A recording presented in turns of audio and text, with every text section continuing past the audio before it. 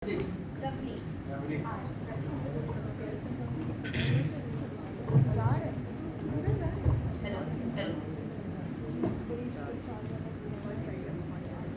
हम आजाद हुए थे जब मिले थे सीने फौलादी। अब मिलके युवा खड़ा हुआ है तो आएगी कचरे से आजादी, कचरे से आजादी। नमस्कार, संसद में प्रस्तुत सभी का मैं धन्यवाद करना चाहती हूँ कि मुझे ये शुभ अवसर मिला यहाँ पे आके बोलने का। मैं पश्चिमी क्षेत्र गुजरात से आई हूँ और COP26 में प्रधानमंत्री श्री नरेंद्र मोदी जी द्वारा शुरू किया गया lifestyle for environment life mission के बारे में अपना वक्तव्य रखना चाहूंगी। आज मैं रिड्यूस वेस्ट मतलब कचरे की कटौती पे बोलना चाहूंगी कि किस तरीके से इसकी वजह से हमें अपना लक्ष्य जल्दी प्राप्त हो सकता है। So let's start with an interesting story. एक एलियन है जो मार्स पे रहता है और वो आया है पृथ्वी पे। नहीं, मैं कोई बॉलीवुड मूवी की बात नहीं कर रही हूँ। यहाँ पे ये एलियन एक एनवायरमेंटलिस्ट है और ये यहाँ पे आके देखता है कि हर एक जानवर का पहला घर पृथ्वी है और दूसरा एक पर्सनल घर है, जैसे कि गुफा, घोंसला या गड्ढा। फिर वो जाता है सबसे ज्यादा क्रेनियल कैपेसिटी वाले जानवर के घर पे, मतलब इंसान के घर पे, और देखता है कि ये अपने दूसरे घर को साफ रखने के लिए अपना पहला घर गंदा किया जा रहा है। प्रत्येक वर्ष भारत में 62 मिलियन टन का कचरा उत्पन्न होता है, जिसमें से 50% के लैंडफिल्स बनते हैं या वो नदियों में चला जाता है।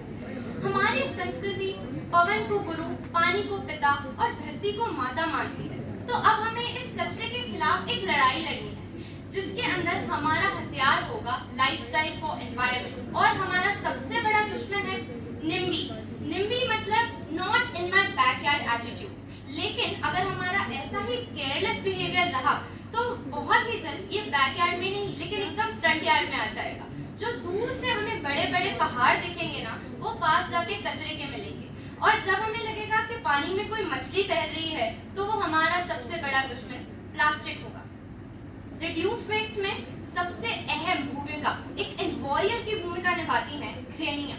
मतलब पहले हमें कपड़े बाहर पहनने के लिए बोले जाते हैं, फिर थोड़े पुराने हो जाते हैं तो हम उसको घर पे पहनते हैं, फिर होली पे, और बाद में वो बनता है पोचा। मुझे अपने बड़े भाई के भी कपड़े पहनने पड़ते हैं, और जब मैं छोटी थी तो 2 साइज बड़े ताकि वो 4 साल ज्यादा चले। रात को बनी हुई सब्जी सुबह नहीं फेंकी जाती, उसका सैंडविच बनाया जाता है। और पापा के पुराने रुमालों को सीख के हमारे घर के पेट का कंबल। ये छोटी छोटी जो चीजें हैं ना, इससे जो क्रेडल टू ग्रेव का एक लाइफ स्पैन होता है प्रोडक्ट का, वो एकदम बढ़ जाता है। चीजों को रीयूज करके वेस्ट को रिड्यूस किया जाता है। अब जैसे हमारे जो गाँव में एक तरीके इस्तेमाल किए जाते हैं वो पुराने हैं लेकिन बहुत ही आधुनिक हैं, बहुत ही विकसित हैं। जैसे कि बनाना लीव्स में खाना, ये हमारी सेहत के लिए और जेब के लिए, दोनों के लिए अच्छा है। मैं एक उदाहरण देना चाहूंगी रमेश चंद्र दागर जी का, जो सोनीपत हरियाणा में एक किसान है। ये करते हैं इंटीग्रेटेड फार्मिंग। इनका कंपोस्ट बनता है कैटल वेस्ट से, और जो क्रॉप वेस्ट आता है वो कैटल को खिलाया जाता है। ये पूरे वेस्ट का ये बायोगैस भी बनाते हैं जिससे इलेक्ट्रिसिटी बनती है, और ये बी कीपिंग भी करते हैं जिससे पॉलिनेशन हो जाता है। और इन्होंने 5000 किसानों को जोड़ के इसको और भी बढ़ाया है। तो इस तरीके से मैं, आप, हम सब अपना वेस्ट रिड्यूस कर सकते हैं। अब एक पेड़ लिखता है, अखबार में सेव ट्री ऐसे लिख दिया जैसे मार के मुझे मेरी खाल पे लिखा हो बचाओ इसे। इसी वजह से the temple of our democracy, the new parliament is paperless, reducing paper waste and deforestation. इतना ही नहीं, वहाँ इको ब्रिक्स भी यूज हुई हैं, मतलब जो फ्लाई ऐश से बनी हुई हैं। फ्लाई ऐश कोल का एक बाय प्रोडक्ट है जो कि यूजुअली एयर पोल्यूशन करता है या वेस्ट की तरह फेंका जाता है, लेकिन हमने उससे इको ब्रिक्स बनाई है। इसी तरीके से Indian government practice what they preach. Now जो ग्रीन इनोवेशंस हैं उनको फंड किया जाता है, उन्हें रिवॉर्ड किया जाता है। जैसे दिल्ली में विमेन सेल्फ हेल्प ग्रुप ने शुरू किया था बनाना प्लांट के वेस्ट से सैनिटरी नैपकिन बनाना।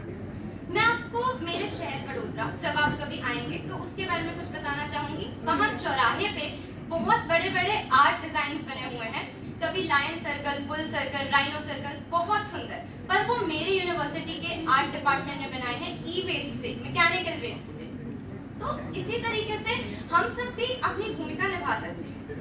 जैसे कि आप घर पे अगर अपने वेस्ट को सेग्रीगेट करने लग जाएं, तो उसमें से जो बायोलॉजिकल वेस्ट है, जो गीला कचरा है, उसको आप कंपोस्ट बना सकते हैं, बायो एंजाइम्स बना सकते हैं। हम अच्छे से जानते हैं ये सब क्या है। हम प्लास्टिक वेस्ट के इको ब्रिक बना सकते हैं और इससे हमें ही नहीं, जो सफाई कर्मचारी है उनको भी सहूलियत मिलती है। मेरा एक और निवेदन है, हम उन सबको सफाई कर्मचारी या सफाई वाला बोले, ना कि कचरे वाला, क्योंकि कचरे वाले तो हम हुए अगर हम कचरा फैलाते हैं। इंडिया के यूथ के पास बेहतरीन तरीके हैं, क्योंकि हमारे पास नए इनोवेशन के साथ साथ प्राचीन तकनीकें भी हैं जो हमें मदद करेगी।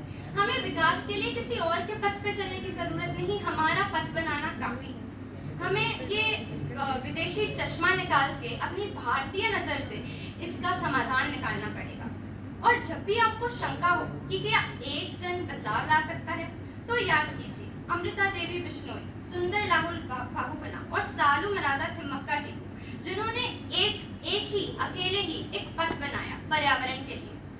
आखिर एवरेस्ट जितनी ऊंचाई चलने के लिए पहले एक कदम तो लेना ही पड़ता है। That is why I believe that Indian youth has unimaginable power.